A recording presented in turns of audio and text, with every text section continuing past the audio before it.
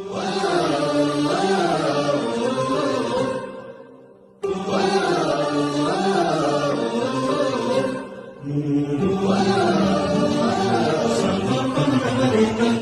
जीवन आपुले सार्थ करा रे, राष्ट्रभक्ती निस्वार्थ करा रे, एकजुटीने कार्य करा या देशाचे.